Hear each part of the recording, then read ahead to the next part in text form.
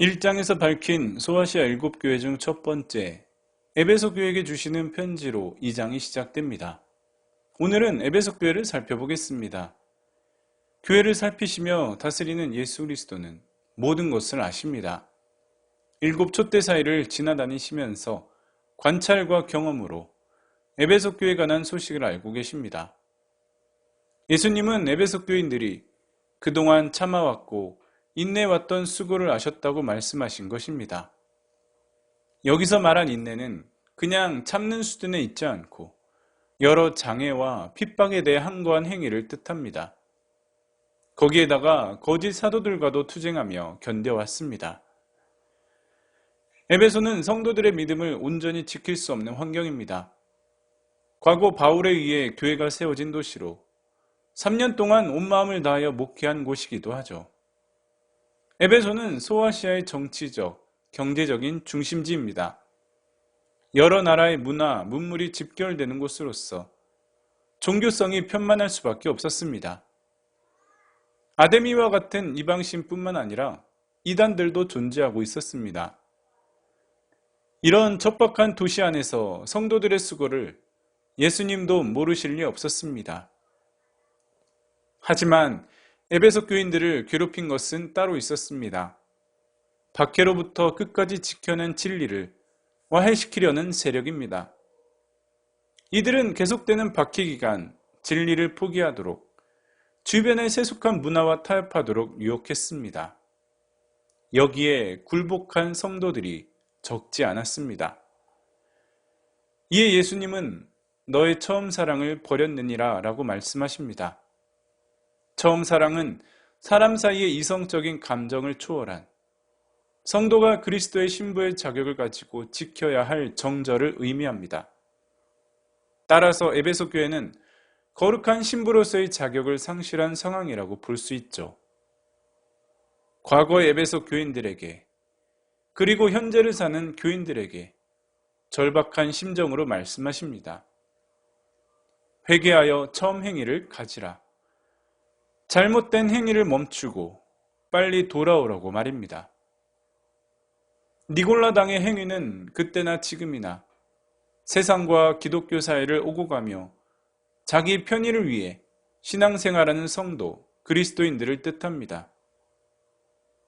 우상 숭배와 타협, 극심한 박해 앞 황제 숭배를 유혹, 도덕적으로 문란한 삶, 거짓 종교와의 혼합 등 바울의 눈물로 세워진 에베소 교회엔 바울의 흔적을 발견할 수 없습니다.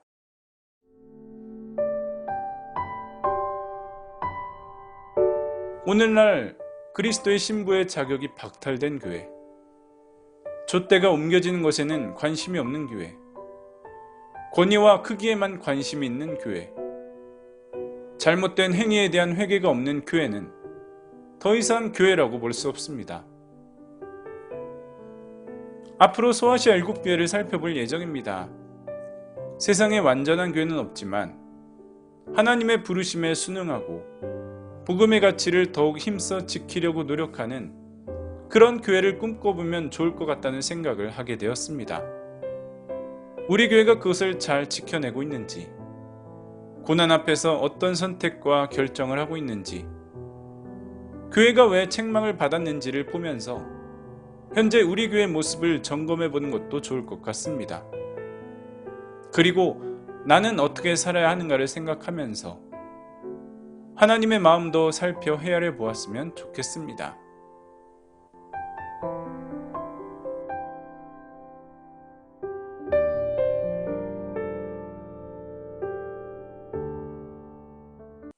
서머나 교회입니다. 서머나 교회 상황은 절망적입니다. 내가 내 환난과 궁핍을 알거니와 앞으로 있을 어려움을 예고하고 있죠. 그래서 주님은 말씀하십니다. 장차 받을 고난을 두려워하지 말라. 서머나 교회가 받게 될 고난은 무엇일까요? 말씀에 따르면 유대인에 의한 고난이었습니다. 유대인들은 경제적으로 성도들을 압박했습니다. 당대 로마 제국의 권력을 등에 업고 성도들의 경제권을 제한 또는 박탈함으로써 점점 극빈자로 살게 한 것입니다. 실상은 내가 부요한 자니라 라고 하신 말씀의 의미는 경제권은 상실했지만 믿음은 놓치지 않았기에 남에게 없는 영생을 소유했음을 말씀하신 것입니다. 그럼에도 상황은 더욱 악화될 전망입니다. 볼지어다 마귀가 장차 너희 가운데서 몇 사람을 옥에 던져 시험을 받게 하리니 너희가 10일 동안 환난을 받으리라. 다가올 대대적인 박해를 말하는 것으로 여기서 10일은 아주 오랜 기간을 뜻합니다. 즉 감당하기 힘든 기나긴 시련의 시간을 의미하죠. 실제 역사에 따르면 서머나 교회가 당한 고난의 강도는 상상했던 것보다 더욱 험난했다고 전해집니다. 다른 교회의 편지 내용과 비교할 때 서머나 교회에게 없는 두 가지가 있습니다. 희망의 말씀이 없고 책망의 말씀이 없습니다. 주님께 칭찬받은 두 교회 중 하나로 숱한 고난 앞에 묵묵히 믿음을 지킨 성도들의 삶을 기억하십니다. 서머나 교회에게 바라시는 것 한 가지는 내가 죽도록 충성하라. 로마 황제를 신으로 고백했다면 로마의 절대 권력 속에서 비교적 편안하게 살 수 있었지만 그리스도만을 유일한 주인으로 고백했기에 경제적인 핍박과 함께 순교를 맞이하게 되었습니다.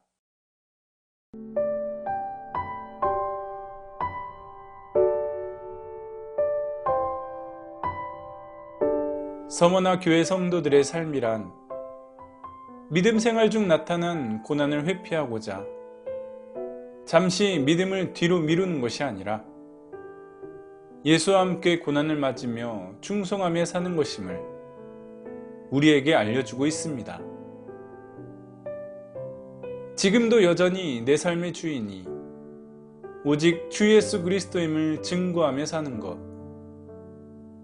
현재 모든 교회, 모든 성도에게 말씀하십니다.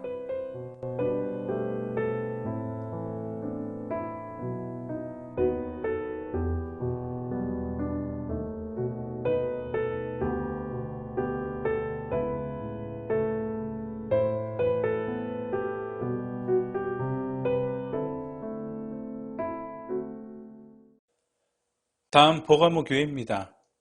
버가모는 오래된 고대 도시 중 하나로 로마 제국 내에서 중요한 도시로 손꼽혔다고 전해집니다.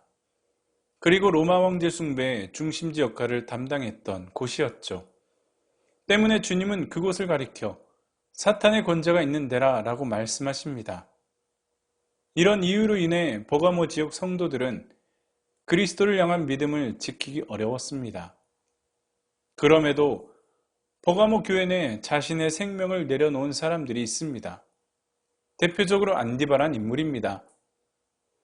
안디바는 사탄의 권자가 있는 곳, 즉 버가모에서 황제 숭배를 거부하고 오직 주 예수 그리스도만 고백하다 순교를 당한 인물입니다.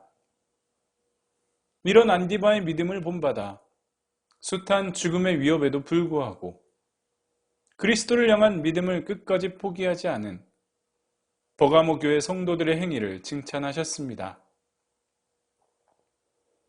그러나 이와는 반대로 신앙을 포기, 황제 숭배, 그리고 우상제물과 함께 음란한 행위에 자신의 몸을 던진 성도들 또한 있었습니다. 그들은 신앙을 지키지 않았을 뿐 아니라 다른 성도들까지 믿음에서 벗어나도록 인도했습니다. 그래서 이들을 발람의 교훈, 니골라당의 교훈과도 같다고 하신 것입니다. 발람의 교훈이란 모압 왕 발락이 발람에게 이스라엘을 저주해달라고 요청한 사건을 말합니다. 하지만 발람은 중간에 하나님의 음성을 듣고 발락의 부탁을 거절하죠. 이후 이스라엘은 모압 여인들의 초청에 따라 모압 신들에게 절한 것도 모자라 이방 여인들과 음행한 일을 벌이게 되죠. 이에 분노하신 하나님은 음란한 행에 가담한 자들을 모두 죽이라고 말씀하셨습니다. 비록 발람은 겉으로는 발락의 부탁을 거절했지만 뒤로는 이스라엘이 타락하도록 저주한 사건을 말하고 있습니다.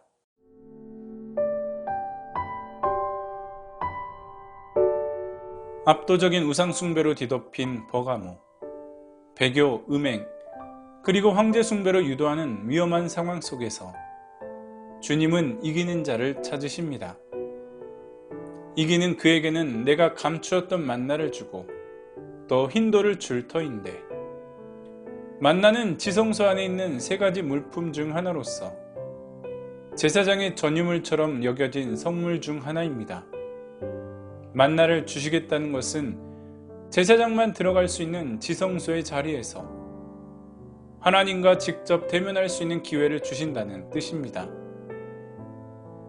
믿음의 자리를 지킨다는 것은 분명 쉬운 일은 아닙니다.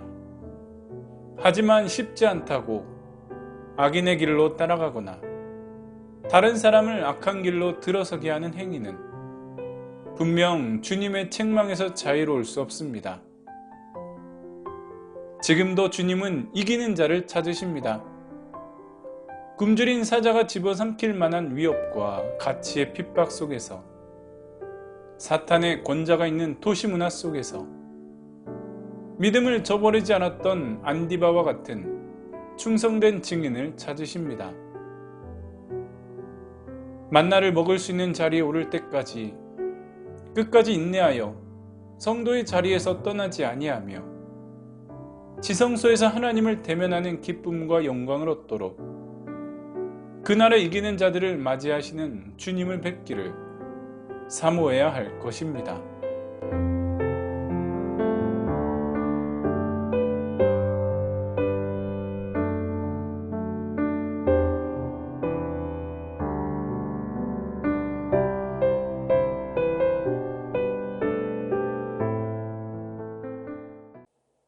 책망받을 행위가 많은 두아디라 교회.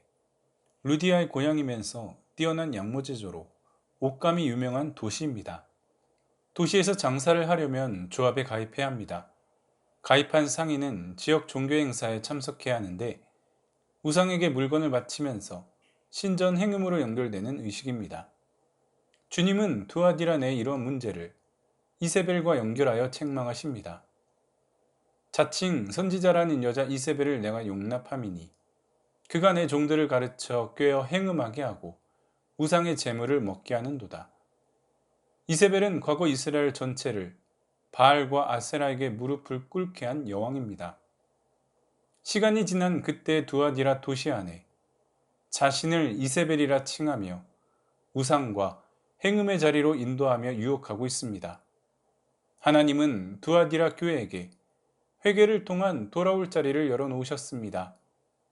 그러나 이세벨의 후예들을 용납한 두아디라 교회. 교회가 무너질 위기에 처했음에도 음행과 우상 제물을 탐하는 행위를 멈추지 않았습니다. 돌이키지 않는 행위에 대해 하나님은 이렇게 말씀하십니다. 볼지어다 내가 그를 침상에 던질 터이요. 또 그와 더불어 간음하는 자들도 만일 그의 행위를 회개하지 아니하면 큰 환난 가운데 던지고 또 내가 사망으로 그의 자녀를 죽이리니 모든 교회가 나는 사람의 뜻과 마음을 살피는 자인 줄 알지라. 내가 너희 각 사람의 행위대로 갚아주리라. 비록 두아디라는 행음과 우상이 무너졌지만 그리고 이세벨까지 용납했지만 교회 안에 남은 자들이 있습니다. 사탄의 깊은 것을 알지 못하는 너희. 다만 너희에게 있는 것을 내가 올 때까지 굳게 잡으라. 남아있는 자들이 할 수 있는 일은 자신의 믿음을 끝까지 포기하지 않는 것입니다. 사탄의 행위를 포기하고 믿음과 인내를 굳건히 잡아야 합니다.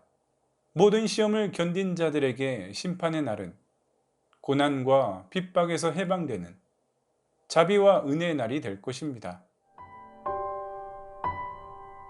두아디라 교회는 겉으로는 성숙해 보이지만 안으로는 우상과 결탁하여 타락하고 있습니다. 현재를 사는 우리도 거룩과 세속 사이에서 영적 다툼을 피할 수 없습니다. 이때 남은 우리가 해야 할 일은 스스로 하나님의 손을 포기하지 않는 것입니다. 거룩과 멀리 떨어져 있을지라도 절대로 포기하지 말아야 합니다. 세속과 타협해서도 안 됩니다. 여전히 겉모습만 남아있는 신앙에서 중심에서 나오는 깊은 영성을 가진 사람으로 끝까지 하나님을 사랑하는 충성된 마음으로 돌아갈 수 있기를 바랍니다.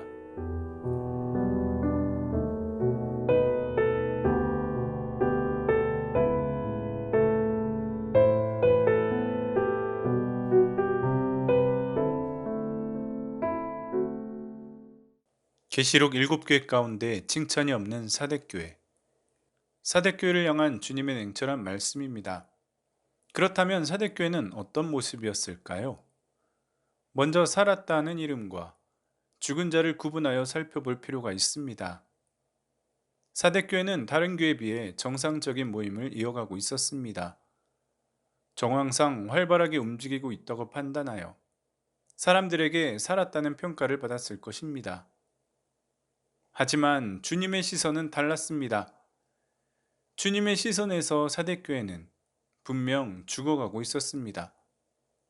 비록 남은 자들이 있었지만 희미한 등불을 되살리기엔 부족할 정도로 가능성은 희박했습니다. 이를 보면 교회를 향한 평가는 사람이 하는 것이 아니라 교회의 머리 대신 예수님께서 하시는 것임을 알게 됩니다. 사대교회가 가진 문제는 무엇이었을까요? 주님이 죽어가고 있다고 하신 말씀의 근거로는 두 가지입니다. 하나님 앞에 내 행위의 온전한 것을 찾지 못하였노니 내가 어떻게 받았으며 어떻게 들었는지 생각하고 지켜 회개하라. 주님은 교회가 유지되고 있어도 교회가 사대 도시에 처음 세워질 때 받은 말씀, 은혜를 기억하지 못하는 교회의 본질을 드러낼 수 있는 행위를 찾아볼 수 없다고 말씀하신 것입니다. 사대교회가 이렇게 된 데는 사대라는 도시 분위기와 깊은 관련이 있습니다. 사대는 오래전부터 호화로운 도시였다고 전해집니다. 또한 고레스가 사대를 침략, 점령하기까지 허점을 찾을 수 없는 말 그대로 요새였다고 알려져 있습니다. 이런 환경을 가진 사대 도시는 부요, 향락, 그리고 안정으로 이어졌고 이는 받은 은혜와 들은 말씀이 기억나지 않을 지경까지 이르렀으니 신앙은 메말라가고 교회는 서서히 죽어갈 수밖에 없었던 것입니다. 사대교회가 처한 모습은 어쩌면 지금의 교회와 성도의 모습과도 닮아 있습니다. 세속적인 도시 문화 속에서 유흥, 향락, 여유를 즐기려는 문화는 조금씩 주님의 신앙을 메마르게 합니다. 이전의 감격적인 은혜와 뜨거운 말씀은 절지난 추억이 되었을 뿐 현재의 나와는 아무런 연관이 없어 보입니다.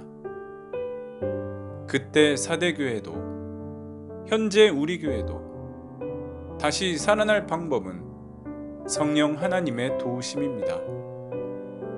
잊혀진 말씀을 기억하고 신앙적 행위가 살아나며 안정과 향락이라는 가면을 쓴 사단의 속임수를 단호히 거부하여 주님이 가르쳐 주신 온전한 행위를 지키는 것이 흰옷을 걸칠 자격이 있음을 꼭 기억해야 합니다.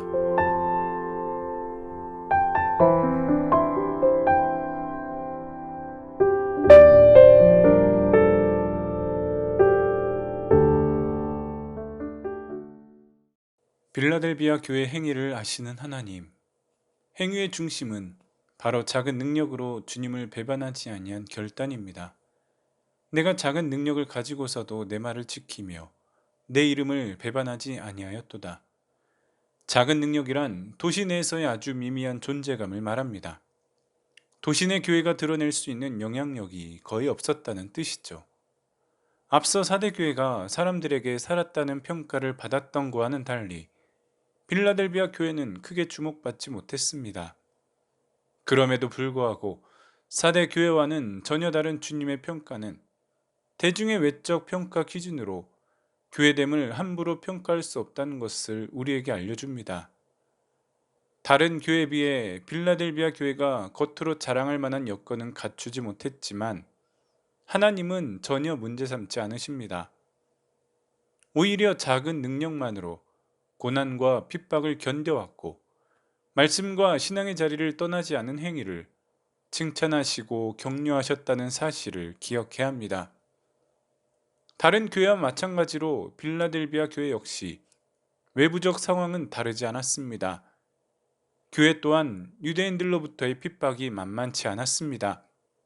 하지만 다른 교회와는 달리 받은 핍박과 고통이 전혀 다른 결과로 돌아올 것이라고 말씀하십니다.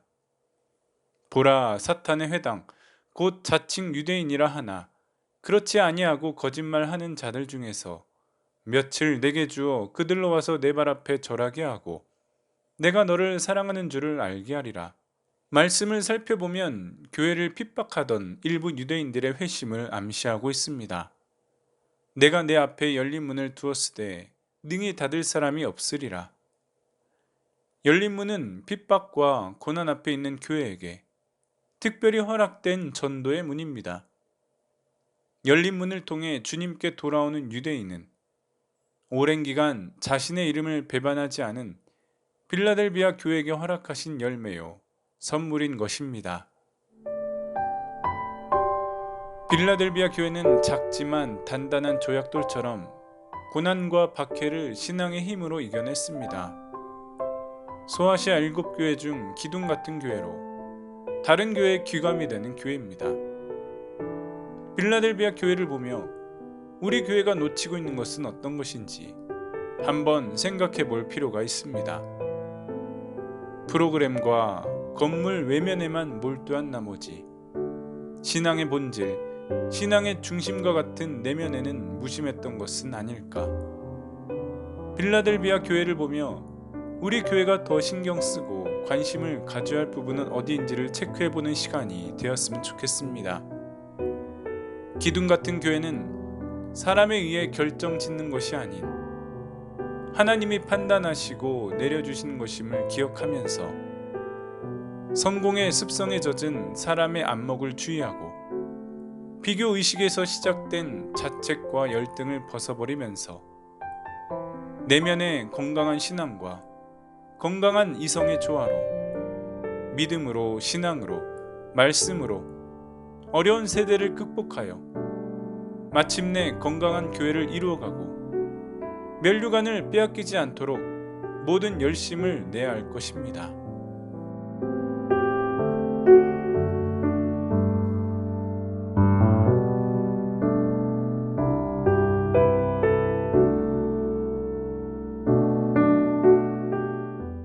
차지도 뜨겁지도 않은 라오디게아 교회. 도시 북쪽에서 발하는 온천수가 흘러내리는 곳이지만 어찌된 일인지 라오디게아로 들어오면 곧 식어버립니다. 온천수는 말 그대로 뜨거워야 그 효력이 있는데 물이 미지근하게 식어버리면 온천수로서의 기능을 상실한 것입니다. 그런데 주님은 미지근한 온천수를 라오디게아 교회 상황에 빗대어 말씀하고 계십니다. 내가 내 행위를 아노니 내가 차지도 아니하고 뜨겁지도 아니하도다. 내가 차든지 뜨겁든지 하기를 원하노라. 그 이유가 무엇일까요? 라오디게아 도시 자체는 부유했습니다. 당시 상공업 중심지로서 삶의 여유로 인한 자부심이 대단했다고 전해집니다. 도시 내 부유한 분위기 덕분인지 라오디게아 교인들은 자신들의 신앙에 자부심이 있었습니다. 복의 결과가 부요함이라고 생각했죠. 하지만 주님의 시선에서 라오디게아 교회는 곤고하고 가련하고 가난할 뿐만 아니라 벌거벗겨진 교회입니다. 라오디게아 교회와 정반대편에 서 있었던 서머나 교회를 떠올리지 않을 수 없습니다. 서머나 교회 교인들은 가난했지만 믿음과 신앙은 부유하다고 인정을 받았습니다. 이것은 같은 교회를 바라보지만 하나님의 평가와 사람의 평가가 전혀 다를 수 있다는 사실을 우린 알 수 있습니다. 결국 교회가 선택해야 하는 것은 주님의 시선 아니면 사람의 시선, 두 가지 중 한 가지를 대답할 준비가 되어 있어야 할 것입니다. 벌거벗은 라오디게아 교회 해결 방법은 다음 세 가지가 있습니다. 금, 흰옷, 그리고 안약. 모두 예수님을 통해서만이 살 수 있습니다. 십자가 예수를 통해서만이 얻을 수 있는 선물. 물질이 대체할 수 없는 은혜. 왕의 잔치에 들어갈 수 있는 성도의 자격. 위의 세 가지를 모두 가지고 계신 주님이 지금 문을 두드리고 계십니다. 볼지어다 내가 문 밖에 서서 두드리노니 누구든지 내 음성을 듣고 문을 열면 내가 그에게로 들어가 그와 더불어 먹고 그는 나와 더불어 먹으리라. 예수님은 지금 문 밖에 서 계십니다. 지금 예수님은 교회 안으로 들어가길 원하십니다. 예수님이 들어오시면 예수님과 영원한 식탁의 교제를 할 수 있습니다. 식탁의 교제란 우리가 살고 있는 이 땅에서의 영적인 교제를 말합니다. 미래적 사건임과 동시에 현재적인 의미도 포함되어 있습니다. 하지만 교회는, 그리고 우리는 아직 문을 열지 않고 있습니다. 이미 얻은 것이 많아 부요하기에 주님의 부재를 느끼지 못하기 때문입니다. 우리 영혼의 문을 놓고 하시는 소리, 우리를 부르시는 음성 듣기를 외면한다면 영혼은 서서히 죽게 될 것입니다. 현재 우리 앞에 계신 하나님은 아멘의 믿음을 원하십니다. 문 두드리시는 소리에 문을 열고 주님을 맞이하는 행위는 보좌에 함께 앉는 것과 같은 의미도 될 것입니다. 이기는 그에게는 내가 내 보좌에 함께 앉게 하여 주기를 내가 이기고 아버지 보좌에 함께 앉은 것과 같이 하리라. 라오디게아 교회의 풍족함은 오히려 갈급함이 없는 신앙으로 변질되고 말았습니다. 우리는 라오디게아 교회를 통해 물질의 풍요가 영적 충만을 대신할 수 없다는 진리를 다시 한번 확인할 수 있습니다. 이미 구원이 있다고 판단함으로 생긴 영적 느슨함은 열심, 회개에서 점점 멀어질 수 있다는 사실을 기억해야 합니다. 구원은 받았지만 점점 예수님을 잃어버린 교회. 구원은 받았지만 주님과 영적인 교제가 없는 성도. 현재 우리에게 급한 것은 금과 은이 아니라 살아계신 나사렛 예수 그리스도 이름이란 사실을 꼭 기억했으면 좋겠습니다.